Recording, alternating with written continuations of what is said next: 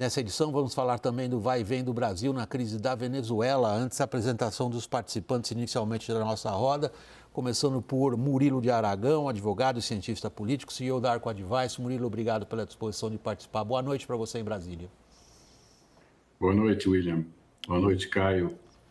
Dorival. Ainda em Brasília, boa noite ao nosso Daniel Rittner, boa noite aos nossos aqui em São Paulo, Caio Junqueira e Lourival Santana.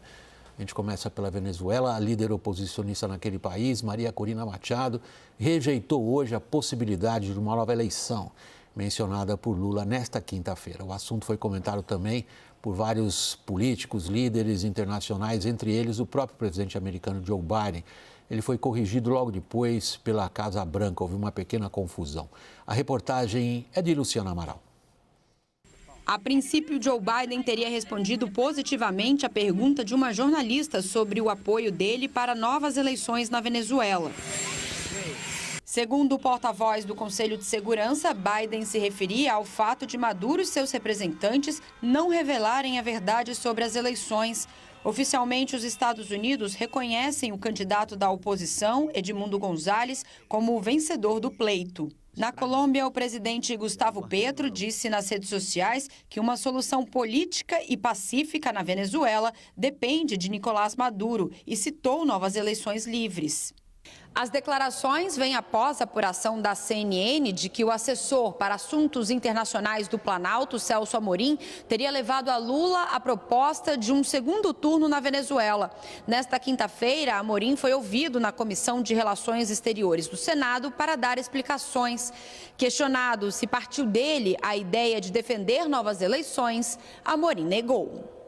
Eu não propus isso. Claro que se fossem novas eleições, teria que, ou qualquer outra solução que se queira dar, que possa ser consensual, tem que ser sobre um sistema de vigilância diferente do que houve agora. Não sei exatamente qual, isso é algo que teria que ser discutido. O presidente Lula, no entanto, mencionou durante uma entrevista à Rádio T, em Curitiba, a possibilidade dos eleitores venezuelanos retornarem às urnas e disse ainda que não reconhece a vitória de Nicolás Maduro.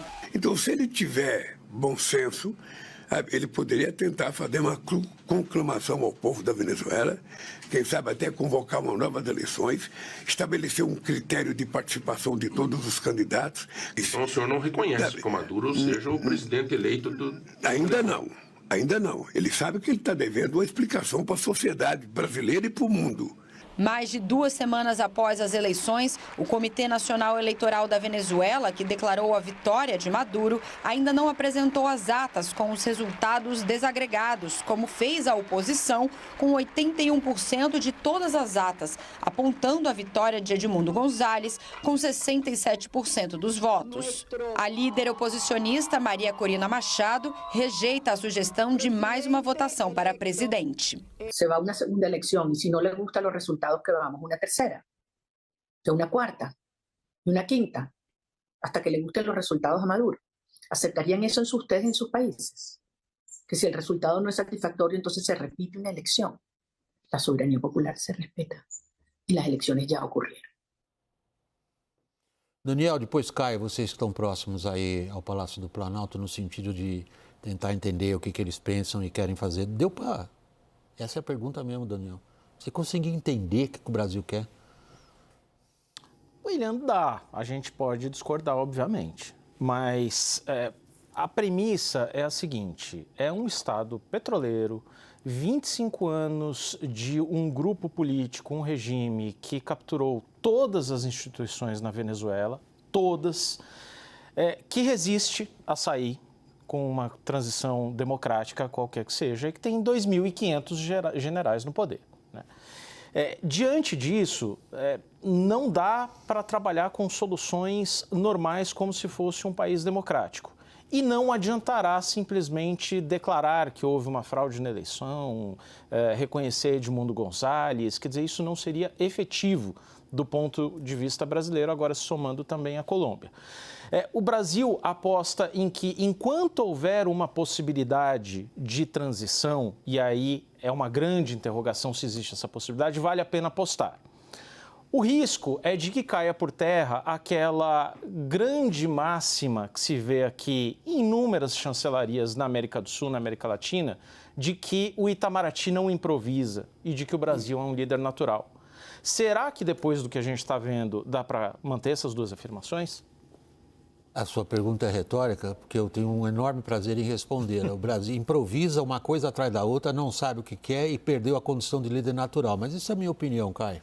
William, o Brasil tinha um plano A e tinha um plano B e os dois foram frustrados, né? O plano A era forçar, pressionar o CNE, o Conselho Nacional Eleitoral lá da Venezuela, a publicar as tais atas, só que a cada dia que passava ia ficando um constrangimento maior, porque ficava claro, e está claro que o Maduro não quer fornecer essas atas para o governo brasileiro, então deixou aí nos últimos dias vazar, ou se fez vazar esse plano B, que é esse balão de ensaio de umas novas eleições, sem conversar diretamente com os interessados que hoje vieram em declarações formais contestar esse balão de ensaio, que é isso, é um balão de ensaio. Então, antes de concluir o plano A, mas sabendo que o plano A não ia vingar, acabou fazendo soltar a questão das eleições, que já foi rechaçada por todo mundo, né? Então, esse é o cenário. Perdemos o rumo, Lorival, se é que tínhamos algum, né? O rumo é o mesmo há 25 anos, né? O rumo é apoiar o chavismo. O presidente Lula até foi sincero, né? Quando ele disse ainda não. Quando perguntaram para ele se ele reconhecia, né, nessa entrevista aí, o governo Maduro, ele ainda não, né? Assim, na verdade, ele só ainda não reconheceu por causa de críticas, de alertas que estão sendo feitos, inclusive aqui, né, na CNN. Quer dizer, acho que nós e outros formadores de opinião estamos expondo o absurdo que são essas táticas do presidente Lula para ajudar o Maduro a cobertar essa fraude, coisa que ele já fez, né, no passado. Ele sempre aceitou, concordou com as táticas chavistas, e isso há mais de 2 décadas. O presidente Lula, ele enviou o Celso Amorim para Caracas, era a única autoridade desse nível, né, de todo o mundo que eu saiba, que estava presente, e o presidente Lula repete... Só para informação, enviou na véspera da eleição. E ele repete desinformações assim, sobre... O presidente Lula não tem ideia sobre as questões mais fundamentais desse processo. O presidente Lula disse nessa entrevista que o Conselho Nacional Eleitoral até hoje não pronunciou a vitória do Maduro. Isso é totalmente absurdo. O Elvio Amoroso, no primeiro dia, na noite da eleição, pronunciou o Maduro eleito. O presidente Lula disse que no Conselho Nacional Eleitoral existem representantes da oposição. Nunca existiram. E até o ano passado havia 2 dos 5 titulares, 2 eram independentes. O cargo era vitalício. No entanto, o regime os destituiu para colocar mais 2 chavistas, porque eles vazavam para a imprensa as arbitrariedades que eram cometidas nas eleições. Então, quer dizer, realmente é uma situação trágica, né? Um vexame que o Brasil está fazendo em relação a esse processo venezuelano. Murilo de Aragão, aí em Brasília. Murilo, você nos ouve? Faz um sinal para nós, Murilo. Você Sim. Ótimo, que bom. Queria cumprimentar o Daniel também. Todos cumprimentados e apresentados. Vamos então lá. Murilo, é evidente que o Brasil, se é que teve, não encontrou uma saída para a crise venezuelana. Mas o governo brasileiro conseguiu encontrar uma saída para ele do buraco onde ele se meteu? Não, ainda não. Agora, eu não acho, William, até prudente ou correto que o Brasil exija as atas, né? Quem tem que exigir as atas são as autoridades venezuelanas e o povo venezuelano.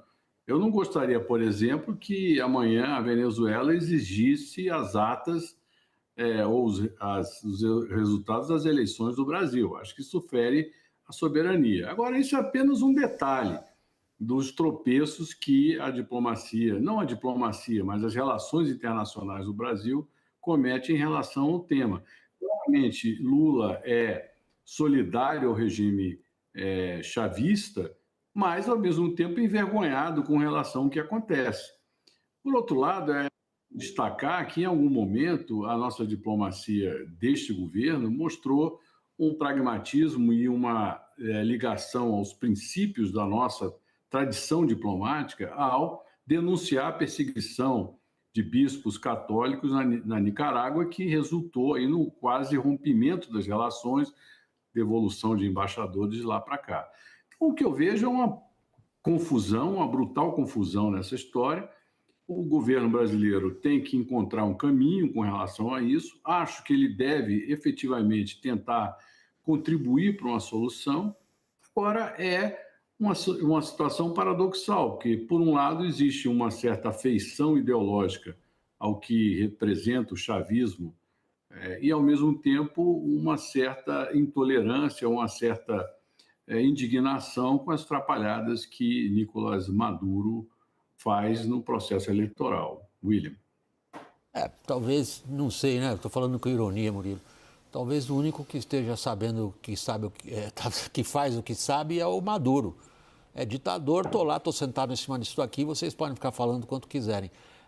Daniel, a gente registra essa confusão no governo brasileiro, rara, hein? Em se tratando de crises internacionais. Normalmente a gente registra, divergências entre os diversos braços do governo, né? O seu lado profissional, Itamaraty, diplomacia profissional, tudo mais, a burocracia antiga estabelecida por mérito. Tem os interesses políticos, as diversas correntes representadas no governo, até aí é normal. Mas na questão da Venezuela, a gente parece que saiu do limite da normalidade em termos da capacidade de criar confusão. O que está acontecendo? William, estou vendo uma grande confusão aqui entre... E até um constrangimento da diplomacia profissional, ou seja, a burocracia estabelecida ali no Itamaraty, o topo, o primeiro escalão, orientações que chegam na Embaixada do Brasil em Caracas, e a gente tem uma embaixadora experiente, atuando, dialogando com o regime e com a oposição, até onde me foi dito, e o Palácio do Planalto. O presidente da República, Celso Amorim, os conselheiros mais próximos. E aí, o que o Itamaraty traz um pouco? Tem um lado que a gente pode ver e falar assim, puxa, mas que desagradável, né? Tem gente aqui no Itamaraty querendo traduzir o tempo todo as declarações de Celso Amorim, do presidente da República, apertando a tecla SAP, dizendo, olha, não pode ler, não pode ouvir assim, tem que ler e ouvir assado. Por outro lado, se a gente quiser dar um benefício da dúvida, o que tem dito a diplomacia, que eu estou chamando de diplomacia profissional, o Itamaraty mais estabelecido, que não está confortável também com essas declarações do presidente, viu? O que eles estão dizendo é o seguinte, falou assim, olha, a gente vive um momento em que declarações repercutem muito e significam, porque mandam mensagens, repercutem no exterior, repercutem na Venezuela, mandam uma mensagem ali para a oposição venezuelana, mas a diplomacia está atuando de uma maneira que é muito coerente e que não é exatamente, não segue as linhas que a gente está vendo nas declarações públicas. E essa diplomacia tem feito medidas passo a passo e evitado queimar etapas em busca de uma solução. Vai dar certo? Não se sabe. É muito provável, inclusive, que não. Mas não pode ser medida com a mesma régua da leitura que a gente faz das declarações do presidente, das declarações que a gente faz do Celso Amorim. Caio, desculpe, Caio. Não, eu ia colocar que essa percepção ali de setores do governo, não todos ali estão alinhados a esse pensamento do Celso Amorim, do Palácio do Planalto, do presidente Lula em relação a isso. Hoje, considerando que é um governo amplo, né, de centro-esquerda, hoje o Celso Amorim, a gente mostrou aí, foi até o Senado, a oposição lá à frente, né, requerimento da senadora Tereza Cristina, do senador Ciro Nogueira, né, 2 ex-ministros do Bolsonaro, Sérgio Moro também ali à frente, e na fala do líder do governo no Congresso, Randolfo Rodrigues, ele acabou endossando essa linha toda, endossando óbvio, né, mas de certa maneira dizendo sejam malditas todas as ditaduras, seja de esquerda, seja de direita, ou seja, expressando ali que há uma divergência, sim, nessa condução toda. O que eu achei interessante também, hoje, em algumas conversas, é de que haveria uma tendência da Venezuela virar em relação ao Brasil, que a Nicarágua também está virando. Uma ditadura ali fechada, isolada, sem alguma relação maior. Deixa eu ver esse ponto contigo, antes de eu pedir a avaliação do Lorival sobre a articulação americana em torno disso, onde surgiu uma confusão ali na Casa Branca. Mas antes, o assunto Venezuela ganhou o noticiário político brasileiro de uma forma avassaladora. Até para eleições municipais, para você ter uma ideia. Nos debates se perguntam os candidatos sobre como é que eles estão em relação à Venezuela. A presença do Celso Amorim hoje no Senado não foi uma presença qualquer. Ele é o símbolo disso que nós estamos tratando aqui, da confusão e das posições do Brasil frente à ditadura venezuelana impregnadas pelo viés ideológico e pelo interesse político partidário, até pessoal do presidente da República. Como que a participação de Celso Amorim ajudou ou atrapalhou Lula nessa questão doméstica, política? William, eu vi muito um jogo jogado hoje, porque as declarações do Lula, inclusive na sessão, as declarações do Lula sobre Venezuela aconteceram no momento em que o Celso Amorim estava lá. E não só isso, quando torna-se pública ali a entrevista do Lula e as declarações sobre Maduro, o Celso Amorim para o que estava falando ali e mostra. Ou seja, não foi ali hoje era um dia.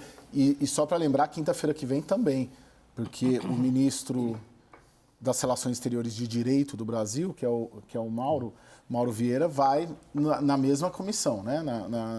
Lá no Senado novamente, ou seja, esse assunto vai retrocedendo e a oposição ela quer trazer também a embaixadora do Brasil lá em Caracas. Ou seja, de alguma maneira, ele tem um efeito grande diplomático, como está tendo, mas na política brasileira é devastador, porque as pessoas entendem, né? Elas entendem o que é, elas entendem que é uma eleição fraudada, elas entendem que o Maduro é um ditador, né? Elas entendem a relação do petismo e do presidente Lula com o chavismo e com o Maduro. Hoje, por exemplo, uma fonte falou, poxa, você põe ali o Bolsonaro expulsando o Maduro ou cortando relação com o Maduro numa fotografia e você põe o Lula recebendo ele no Palácio do Planalto ano passado, né? São questões de fáceis entendimento e estão já sendo muito exploradas. Lorival, independentemente do que você quiser dizer sobre a questão doméstica envolvendo a crise da Venezuela e a posição do governo brasileiro, o meu pedido de avaliação a você é sobre a posição americana agora. Na medida em que fica bastante claro que esse balão de ensaio já vinha sendo torpedeado lá de trás, mas hoje foi derrubado completamente. E os americanos, o que eles indicam que pretendam fazer? Sanções, né? Sanções muito mais apertadas do que o que aconteceu até agora, e a União Europeia deve acompanhar também, né? Que a União Europeia acabou tendo um papel assim, importante nesse processo de desmascarar, né? E isso há anos já ela tem tido, mas não tinha ainda adotado, tinha adotado sanções só para armamentos e equipamentos usados para a repressão da população, né? Mas agora eles devem articular algo mais robusto, assim, para ter uma certa coerência, né, em relação a outras, por exemplo, ao Irã, a outros regimes desse tipo, assim. Então, os Estados Unidos vão adotar sanções contra as pessoas que protagonizaram a fraude, né, sanções pessoais e tal, e apertar o cerco também contra a economia venezuelana. TPI, talvez também, Lourdes? Será que tem um processo lá desde 2019, né? Tribunal Penal Internacional. Essa semana, pelos advogados lá que sustentam esse processo, já tem mais de 700 denúncias do dia 29 de julho para cá e abastecendo, né, de prisões, perseguições, desaparecimentos, torturas e por aí vai.